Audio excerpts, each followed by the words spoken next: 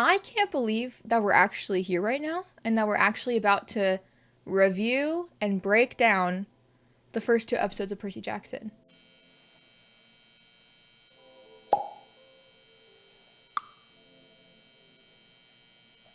In the words of Taylor Swift, it's been a long time coming. It really has. Show got announced in 2020. We've been waiting for this for 3 years. Some might even say they've been waiting for it for over a decade for a good adaptation of this story. And we're here.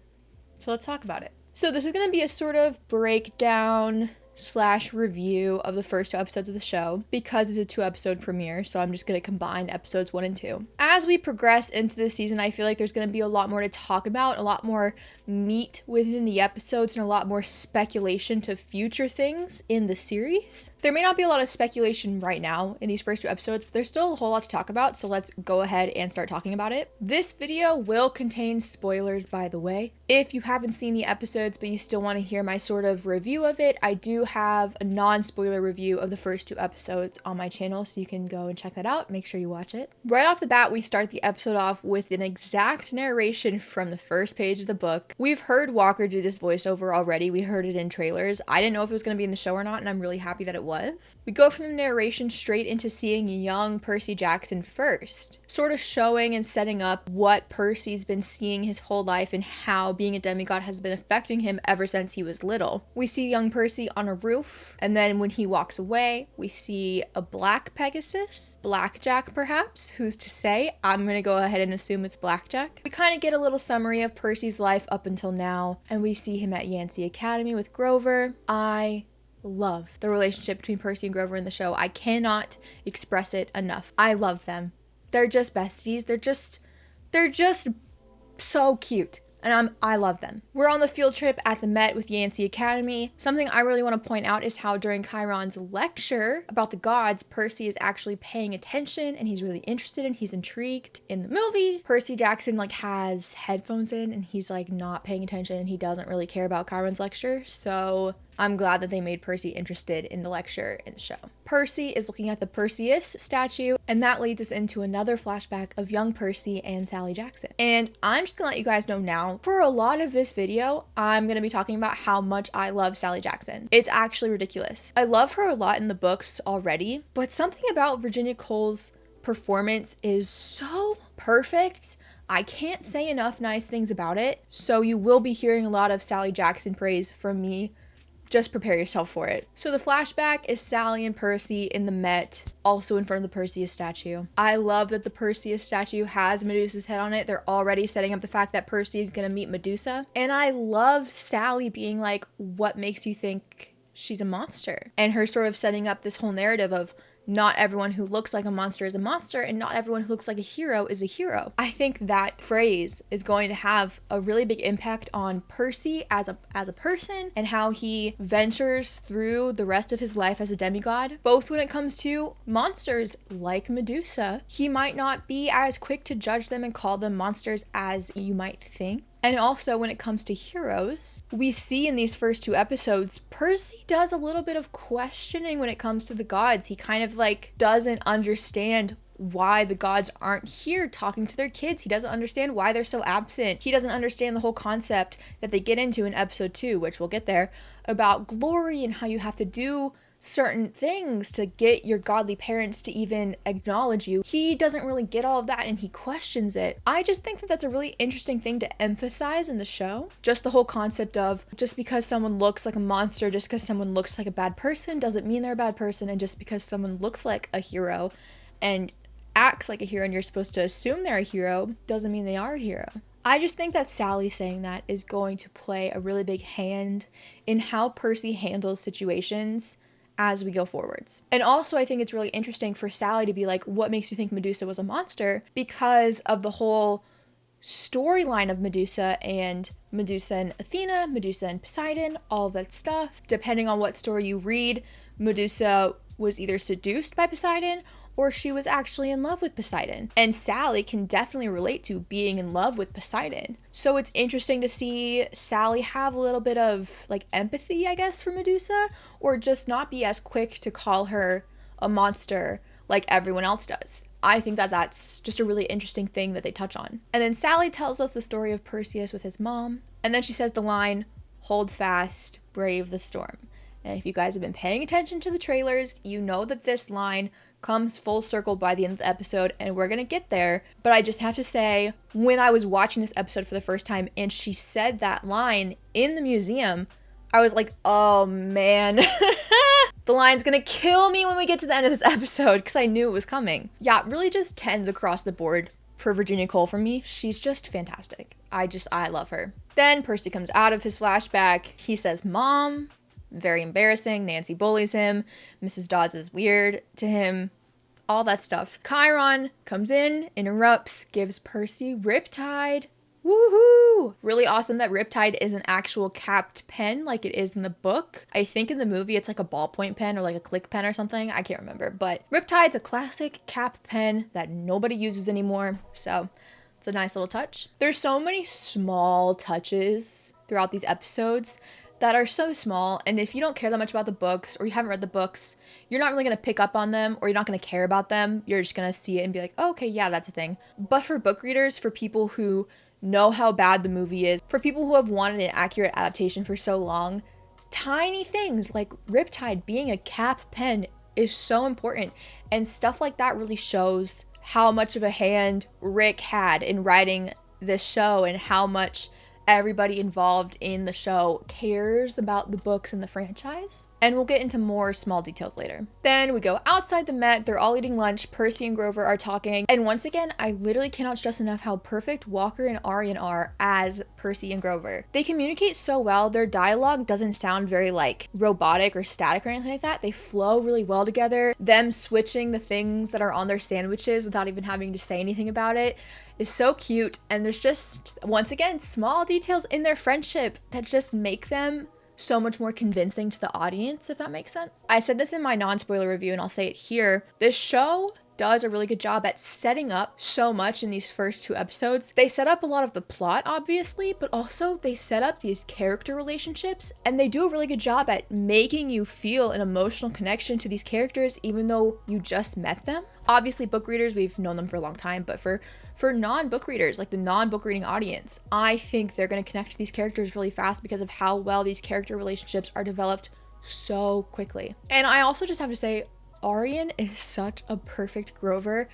In all of the episodes that I've seen the first 4 episodes of the show, every single thing he does is just so perfectly Grover, it's actually insane. Even the way that in this episode, he's like, oh, no. If there's one thing I know about bullies, it's that you never want to stand up to them. He's so good.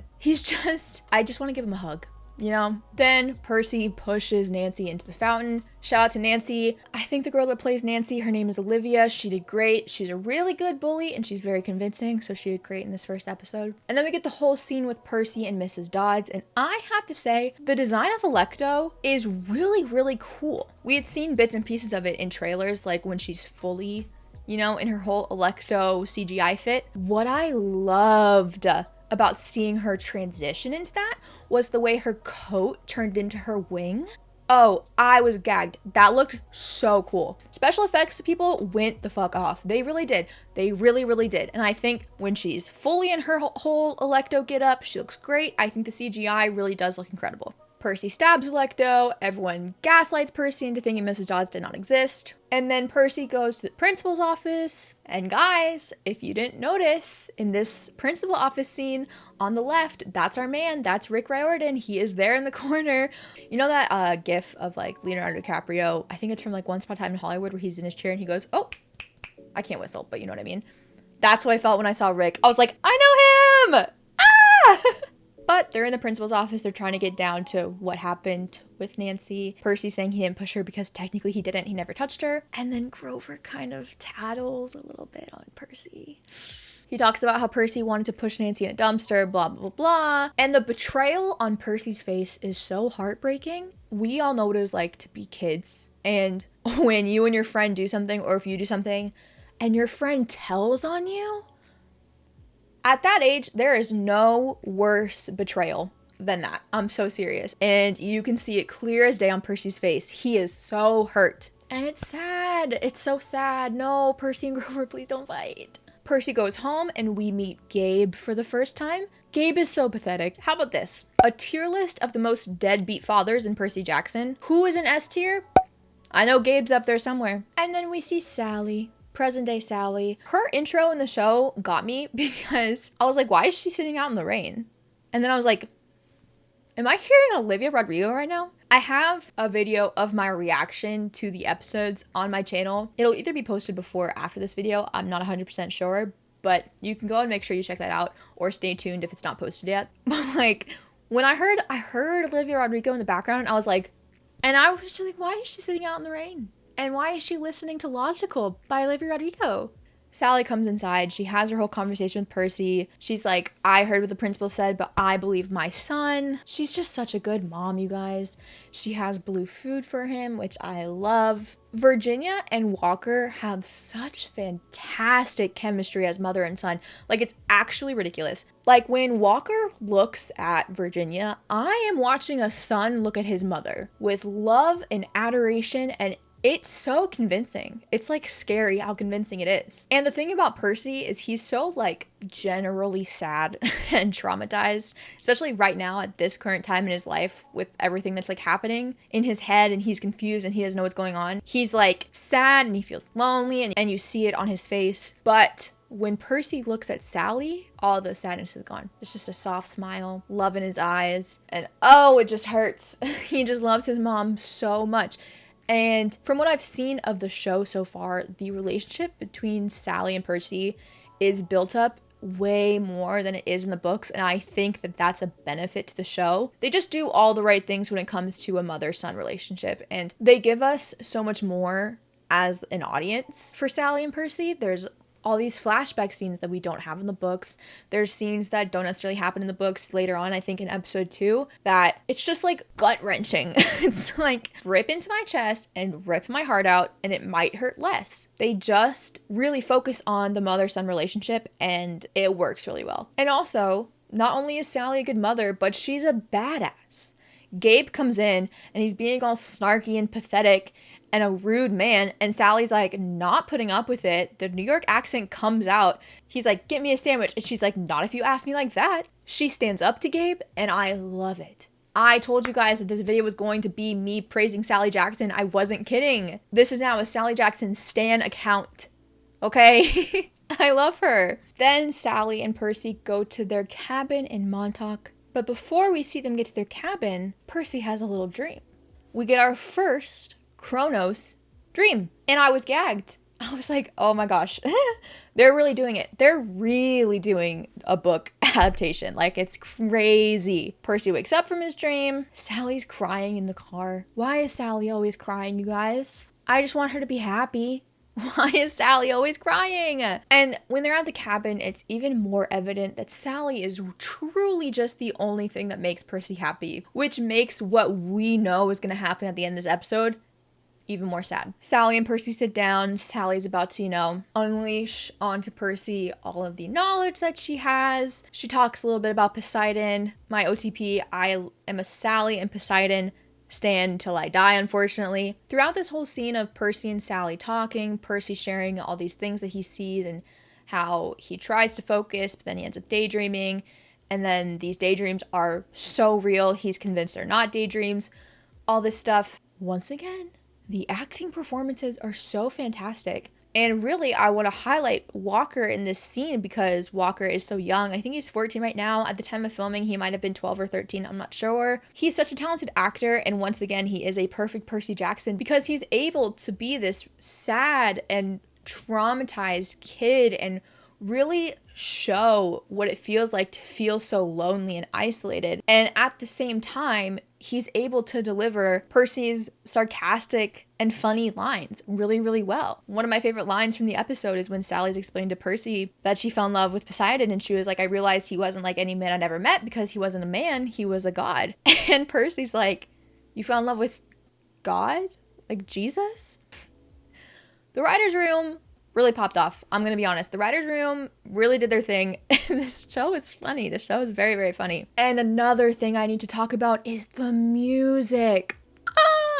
You guys, The music when Sally is telling Percy that he's a demigod, a half-blood, whatever, goosebumps. Ooh, I cannot wait to listen to the soundtrack. The soundtrack comes out, I think, on the 22nd, and that is all I'm going to be listening to. I loved the score in all of these episodes.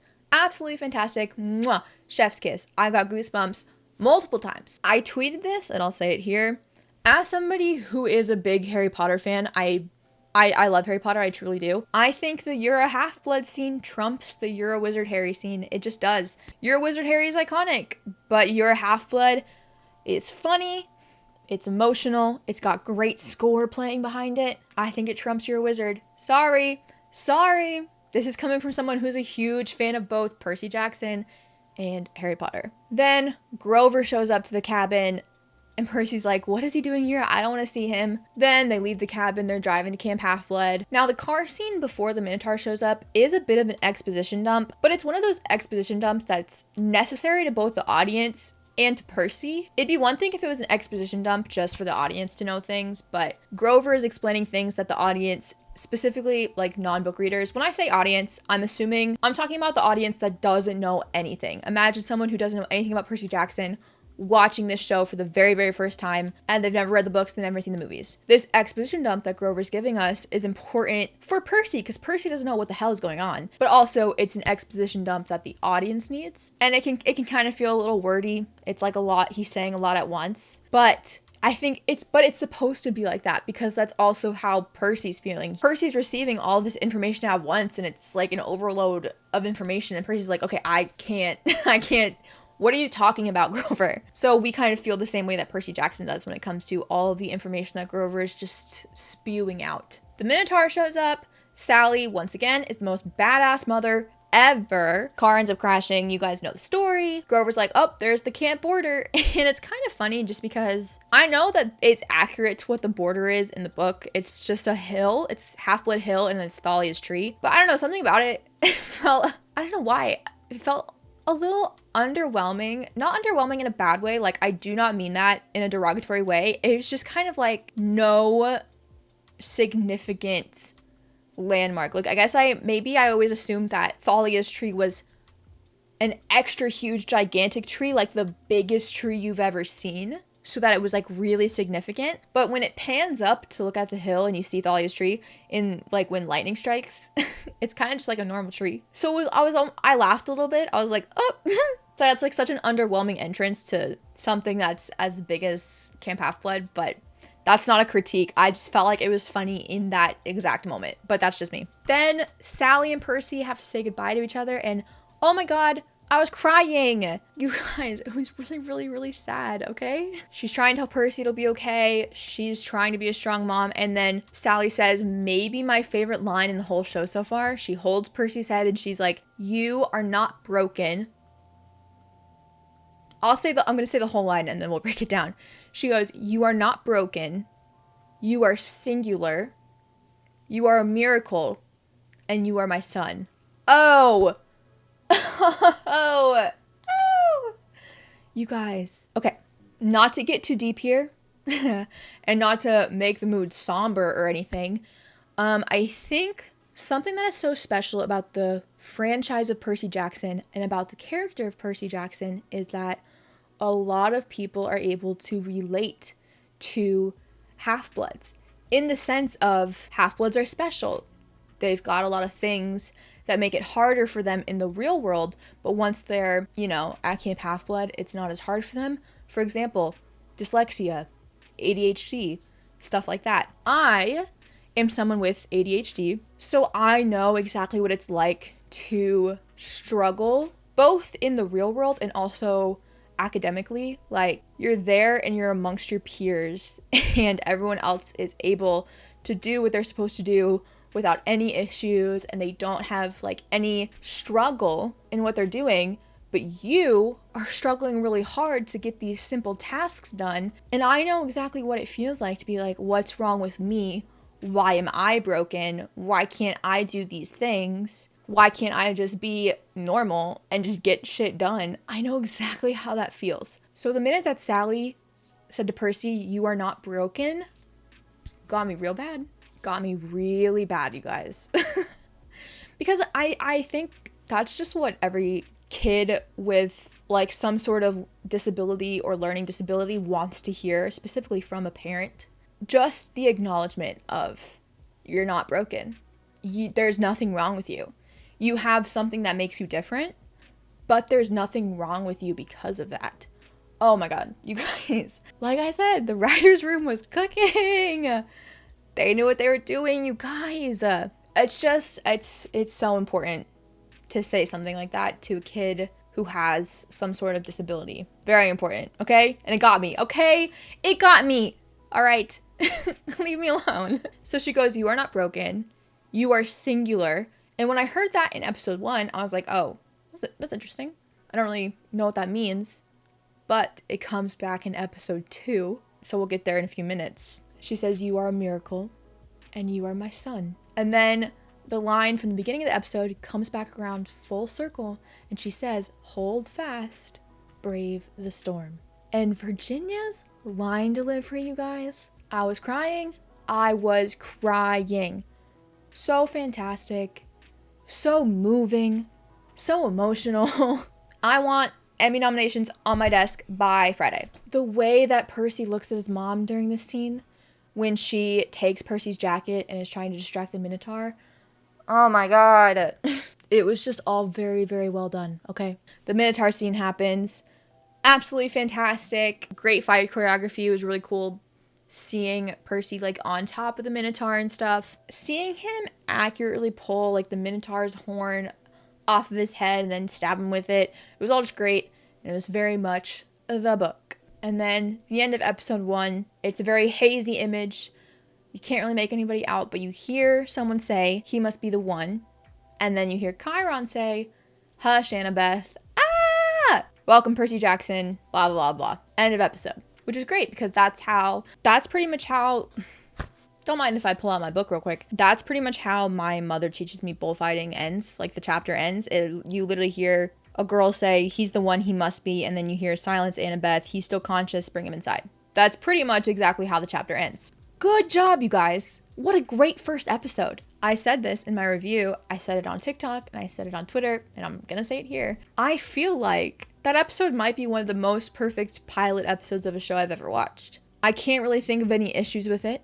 The pace was really good. It flowed really well. I cried, I laughed, I got chills. It hit all the marks for me. The cherry on top is that it was all extremely accurate to the book. Now moving on to episode 2, starts out so strong with Annabeth saying, you drool when you sleep. Iconic. Percy eventually fully wakes up and Grover's there sitting next to him. Grover brought him the Minotaur horn and Percy's like, okay, so that means that everything that happened was real. That wasn't a dream. Grover's like, no. And once again, the relationship between Sally and Percy is so incredibly strong in this show. It's actually ridiculous.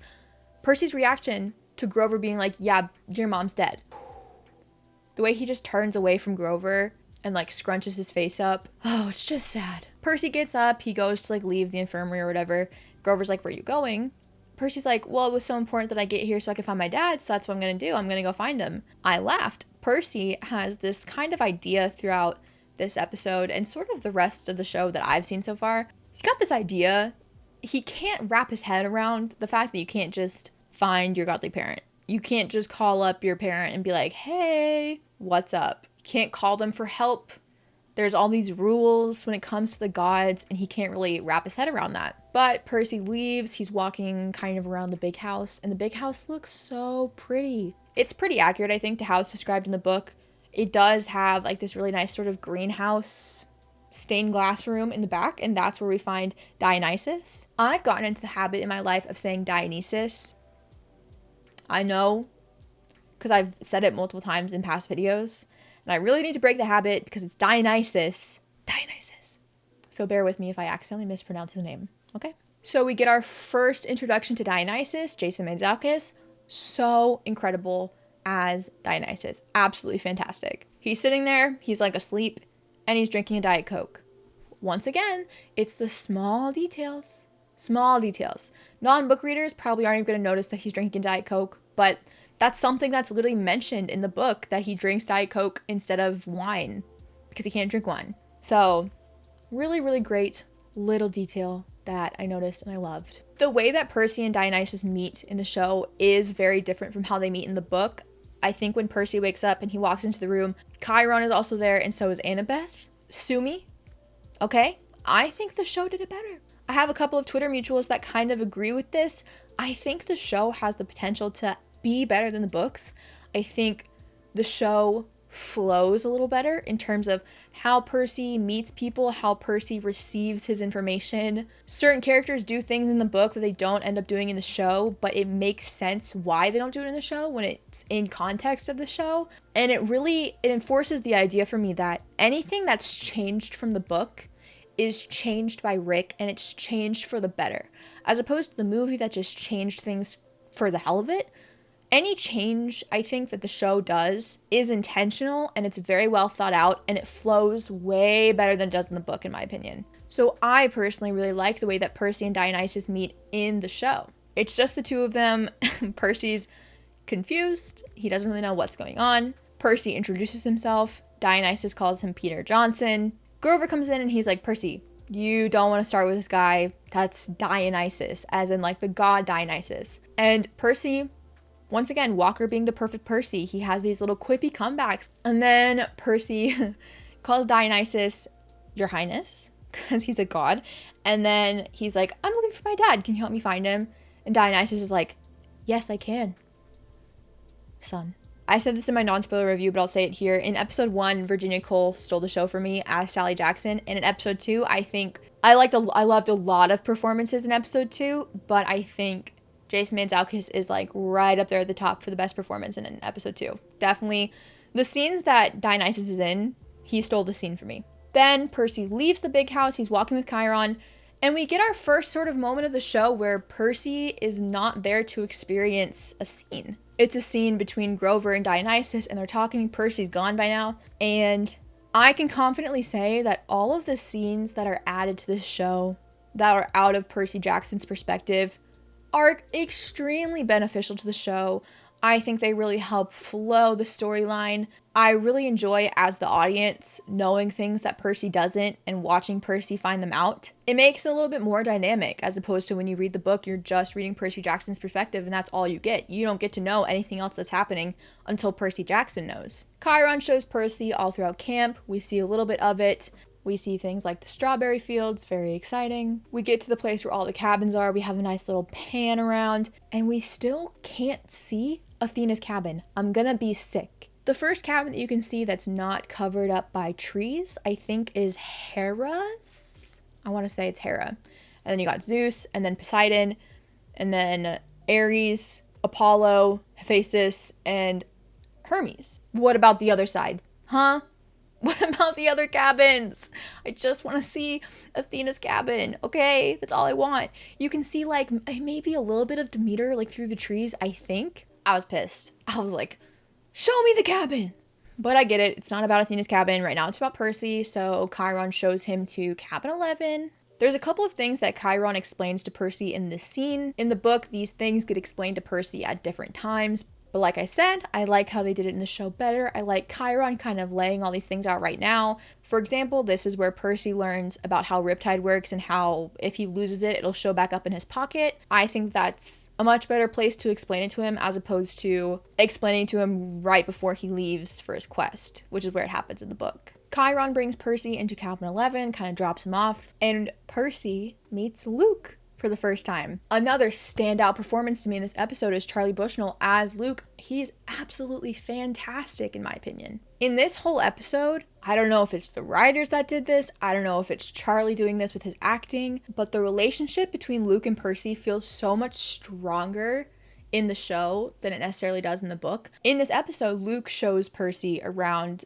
Camp Half-Blood, takes him to certain places, etc., etc. In the book, Annabeth is doing that, but I really like Luke doing it because that just sets up their relationship and Luke being like such a mentor to Percy, and it's just gonna make the betrayal feel so much worse at the end of the season. Luke walks up to Percy, and Percy's like, guys, if you're gonna bully me, please don't do it today. I've already dealt with enough. Just give me like 2 days or something. And Luke, everyone knows about what happened to Percy with the Minotaur and his mom, because word travels fast, I guess. What does Luke do? He says, I know what you're going through. Because when Luke arrived at camp, Thalia died. So he does know what Percy's going through a little bit. So he relates to Percy. And immediately that just deepens their relationship even more. We then see another thing happen outside of Percy's perspective. We see Grover go into the woods. I think he talks to some tree woodland nymph thing. I'm not sure if that's I'm blanking on her name. You guys can tell me what the name is in the comments. Like the nymph that becomes his girlfriend later on in the books. I don't know if that's the same person. Not sure, and I don't want to say it as if it's not. We basically see Grover go to the Council of Coven Elders already, which I think is so cool. You guys can correct me if I'm wrong, but I don't think we're introduced to the council until Sea of Monsters. Or maybe it's the third book that we meet them. I can't remember. It might be the third book, actually, now that I think about it. Anyways, regardless, we don't meet the council in book 1, but we see Grover going to them in this episode. And I think that's really awesome to set something up like that already. Like I said, every scene that's added or changed is done so intentionally. It's not just done to be done.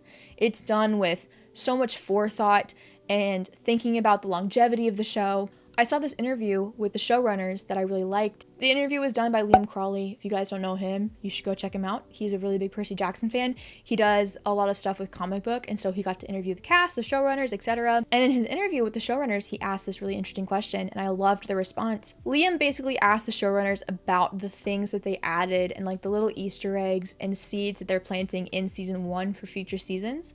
And I really loved the showrunner's response.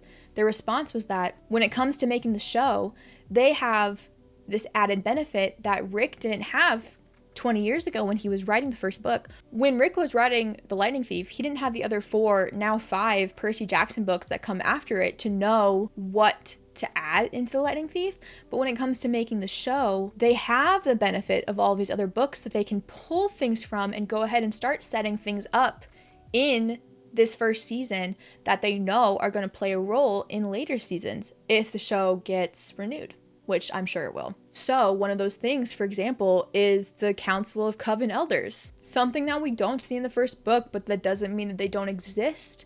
And now that we're outside of Percy Jackson's first-person perspective, it's something that we can see. Setting up things like blackjack. It's even beneficial when it comes to writing character relationships, because in this episode, they talk a lot about Thalia, and it's Luke talking about Thalia, and it's Luke talking about Annabeth, and the way that Luke talks about Annabeth just really, really sets up their sort of sibling bond relationship and how tight they are, which is just going to make Luke's betrayal even harder for Annabeth. There's lots of things that they're able to set up because they have these other books that they can pull from now, and I think that's something that's going to lend a hand into the take of the show might end up being better than the book, because it has the benefit of knowing the entire storyline.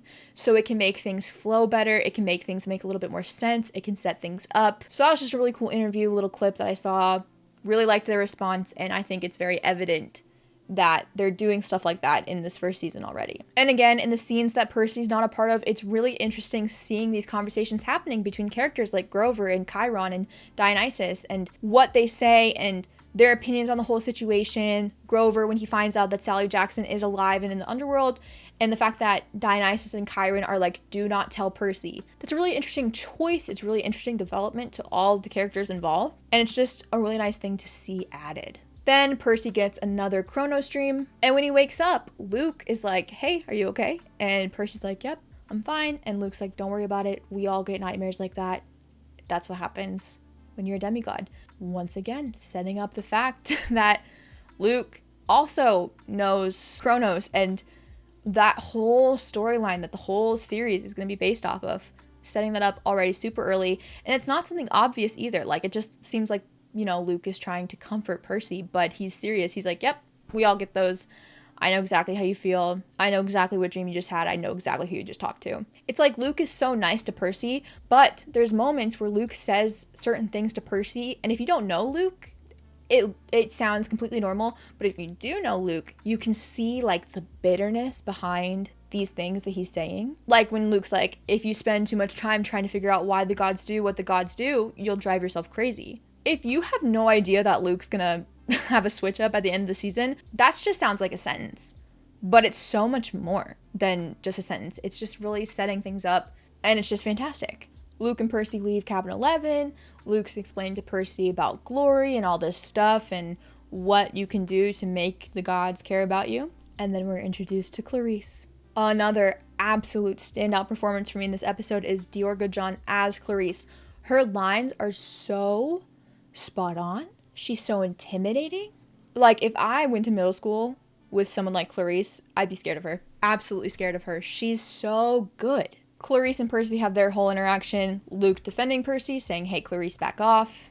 Great. Perfect. We get to the dining hall. Luke explains to Percy about the offerings and burning things for the gods before you pray, etc., etc. Stuff that's explained in the books, but again, I think it's explained really well and maybe even better in the show. And then we get a scene of Percy in the woods by himself, and he's burning his blue food because Luke says to him, you burn what you're going to miss the most. That's how they know that what you're saying is serious. So Percy's burning the blue food that his mom gave him to talk to his mom. Like I said, adding things so intentionally. This scene is added to make us care so much more about the relationship between Sally and Percy, to show us how badly Percy misses his mom. And again, this also lends a hand into the whole Percy doesn't know that Sally's in the underworld, but Grover does, and Chiron does, and Dionysus does. So, and that comes back around later. Percy talking to his mom through the fire, saying things like, I think I actually made some friends here. I think they actually really like me.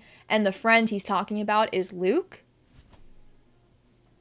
Double whammy. Because, yeah, Luke is really sort of the first friend that Percy makes. When Percy goes to all these new schools every year, he's always bullied. He didn't really have anybody until he had Grover. But when it comes to making friends that are like him, I guess, Luke was his first friend at camp. So once again, it's just going to make the ending of the show really, really, really sad to see. It's really going to be sad to see Luke switch up. And then Percy's like, I'm going to do something to make my dad notice me. And then he says, he can ignore me, but he doesn't get to ignore you. Oh, I want to give everyone that was in the writer's room a tender kiss on the forehead because they just did such a good job. Then we get the bathroom scene, something that we didn't get in the movie. Once again, Clarice, fantastic. She's very scary, very intimidating. Percy accidentally explodes the bathroom on them. They leave and Annabeth's standing there. So we kind of get our first official interaction between Percy and Annabeth. And again, it's different from how they meet in the book, but I kind of like it, especially with the fact that I've seen episodes 3 and 4. It's developing their friendship in a different way than the books, but I think it's playing out better so far, and I actually really quite like it. Percy's like, are you stalking me, Annabeth? And she's like, yes. Leah Jeffries, once again, an absolutely perfect Annabeth. I cannot talk about how perfect every casting is. I know it's so repetitive, and I know it's so repetitive that I keep saying, oh, so-and-so was a perfect so-and-so, but they are. It feels like Annabeth is ripped straight out of the book and put into a TV show. Once again, Luke is showing Percy around. Luke saying all these nice things about Annabeth, like Annabeth's always 6 steps ahead of everyone else, calling Annabeth his little sister. And so once he says Annabeth's like his little sister, he's like, maybe I should explain the whole story to you, Percy. So then we get Luke telling Percy the story of how he arrived at camp and how he was with Thalia and how they found Annabeth and how the 3 of them ended up arriving on Half-Blood Hill together. He talks about how the Furies were after them and how Thalia stayed back so that Luke and Annabeth could make it to camp. Thalia didn't. All that good stuff. Lots of Thalia in this episode, and I really have to respect it. Once again, really setting up the future of this show so that when we get Thalia, we are like, oh, it's Thalia. Now we're in the full swing of things when it comes to the capture the flag. Annabeth is in charge of her team. I know that's right. That's my girl. Annabeth and Luke have their cute little interaction. We get another scene between Percy and Annabeth. They're walking to wherever Annabeth wants Percy to be. We have our first little kind of sweet moment between the two of them where Annabeth fixes Percy's armor. Very sweet, very cute. We cut back to Luke and capture the flag, showing off Luke's swordsmanship, which is really nice. That's a nice touch because he is the best swordsman at camp, pretty much. There's a scene that really highlights Percy's ADHD in Capture the Flag where he's dancing, he's peeing, he's petting a gecko. It's really funny and very accurate, I feel like, to a kid that has ADHD. Clarice and her friends sneak up on Percy, and Percy's like, hey, no maiming. That's the one rule. And Clarice is like, oh, I guess I'll lose dessert privileges, which again is something that's ripped pretty much directly out of the book, so very well done there. Dior, great job at delivering Clarice's lines. Clarice's lines are very much one-liners, and they could come across as very cheesy, but thankfully Dior delivers them so perfectly that they don't feel cheesy at all. It's like, oh, this girl means business. They get down to the beach. They're still fighting Percy. The fight choreography is really awesome. Like, the cinematography of the fight scene is also really cool. Percy breaks Clarissa's spear, and Clarissa's scream is so scary. The blue team wins, captures the flag. Clarissa lets Percy go because she's pissed and she leaves. We hear off to the side, "Not bad, hero." A line from Annabeth, once again, taken straight out of the book. She takes her hat off, which also I forgot to mention, so exciting that we get to see her with her hat. Now, there's no hellhound in the show. In the book, Luke, like, summons a hellhound to chase Percy around right after capture the flag, I think, or something like that. And it doesn't bother me that there's no hellhound in the show. I think if they included the hellhound, it would have felt really, like, disruptive. Instead, there's no hellhound. What happens is Annabeth just pushes Percy into the water, and all of his scars start to heal. And then we see Percy be claimed by Poseidon. I talked about this when we saw him getting claimed in one of, like, the little teaser trailers we got. The trident is way bigger than I thought it would be, but it looks fantastic. I think it's a really, really cool shot. The music that plays when Percy's getting claimed, you guys, I've chills everywhere. Once again, we've got Chiron saying Earth Shaker, Storm Breaker, all that stuff. Again, ripped right out of the book. And then we see Percy walking to his cabin, and we hear Chiron in, like, a little voiceover type thing. And he says something that really caught my attention. He says, "As a forbidden child, you are singular amongst demigods. Walk with me. Let's go back to the ending of episode 1 when Sally is talking to Percy and she's like, you are not broken. You are singular." Woo! Because like I said, when I watched episode 1, I was like, okay, you are singular. That's like it's an interesting thing to say. I don't really understand what she meant by that, but whatever, it was fine. Now we're at episode 2 and Chiron says that. I was like, oh, okay. I've said it before and I'll say it again. The writer's room was cooking. Their pens were on fire with that one. I love that parallel. And I don't know if anybody else really noticed it. It's like the first thing that came to my mind when I heard it. Let me know if you guys noticed that when you watched the episodes. But yeah, I don't know why. I just loved that. I wonder if the whole concept of being singular is going to come back up later in the show. Regardless, I thought that it was a really cool parallel. We get to see the inside of Poseidon's cabin. It's a little dingy. We have like an official still from Entertainment Weekly where Poseidon's cabin looks much nicer and cleaner and shinier. And I think that this still is probably from the end of the series when Percy's deciding whether or not he wants to stay at camp or go back home. But as of right now, because Poseidon's cabin is not lived in, it's dirty and dingy and gross. We've got Chiron and Dionysus explaining the whole Master Bolt situation to Percy. It's all done a little bit differently than it is in the book, but I reiterate once again, I think it flows much better in the show. They're explaining to him sort of what his quest is about to be before he even goes to the Oracle. Percy's like, I don't want to do this. Go find somebody else to get this Master Bolt because it's not going to be me. And another one of my favorite lines happened when Dionysus is like, you are Poseidon's son. And Percy's response is, I'm Sally Jackson's son. I could cry. I just love Sally and Percy so much. And so Percy is really against going on this quest. He doesn't want to. There's like nothing that could really make him want to do it. They're telling him about how the Master Bolt's like probably been taken by Hades. They're assuming. So the Master Bolt is in the underworld. So that's where Percy would have to go. And Percy's like, no, why would I want to do that? I'm not going to do that. But then Grover comes in and says to Percy, your mom's alive. Your mom is alive, she's not dead, and she's in the underworld being held by Hades. Of course, Chiron and Dionysus are upset that Grover told Percy because they didn't want him to tell Percy that information. But telling Percy that is what convinces him to go on his quest. And Percy's like, okay, when do we leave? Like, if I have a chance to save my mom, I'm going to do it. And all of that plays out much differently than it does in the book, but I enjoy the way it plays out in the show a lot more. I like the fact that Sally being alive is a reveal to Percy we, the audience, knew due to the added scenes between Grover and Dionysus and the council, etc. But watching Percy find it out, and that information is what causes Percy to go on this quest. It gives him motivation to go on this quest. I like that a lot more. And it also just really enhances the relationship between Sally and Percy. And then the episode ends with Percy being like, when do we leave? Which is, of course, just such an iconic thing to end an episode with. We love it. And so that does it for a breakdown of the first 2 episodes of the show.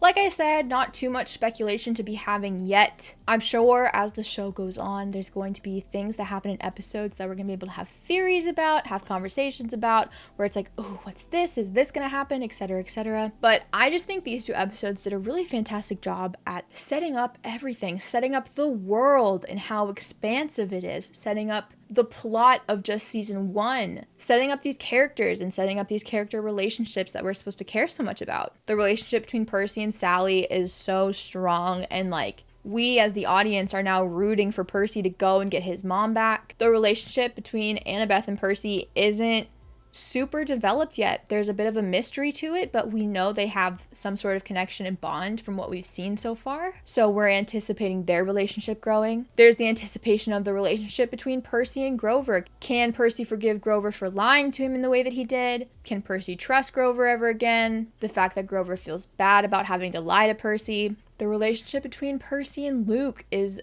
such a mentor relationship, and Luke obviously means a lot to Percy, and it's going to be hard to watch that relationship crumble and fall and change from this mentor-friend relationship to an enemy relationship. It's going to be really sad to see. But overall, I loved these episodes so much. I don't know what the score is right now, but last time I saw it, I think the score on Rotten Tomatoes for the show is like a 96, which is really, really incredible. It's an awesome Rotten Tomatoes score to debut with. I'm so happy that the first 2 episodes are finally out and that everybody can see them and everybody can talk about them. I'm so excited. I can't wait for you guys to see episodes 3 and 4. I think so far episode 3 has been my favorite episode, which is funny because it actually comes out next week and it comes out on the 27th, which is my birthday. So feeling very special. I just can't wait for all of us to see this whole show. You can tell by just these first 2 episodes that they're really building something here. They're not just making another one of those Disney Plus shows that's like a one and done 6 to 8 episodes and never touched on again shows. You can tell they're building something. They're building a world. They're building a franchise. I really feel like if Disney Plus doesn't fumble this bag, if Disney Plus listens to the writers and the showrunners and to Rick, and they renew the show for the seasons that it deserves, we can have the next great franchise like on our hands, in the way that back in like 2010s, like the Hunger Games really took over, the way that Harry Potter was such a strong franchise when the movies were coming out. This show could be that for the Percy Jackson fandom. I think this show has the potential to grab not just the book reader audience, but it also has the potential to grab the people that haven't read the Percy Jackson books, the people that don't like reading, so they haven't really ventured into Percy Jackson. They can now enjoy this franchise because they're being given the franchise in a different media. You know what I mean? I think it's nothing but bright futures ahead for Percy Jackson.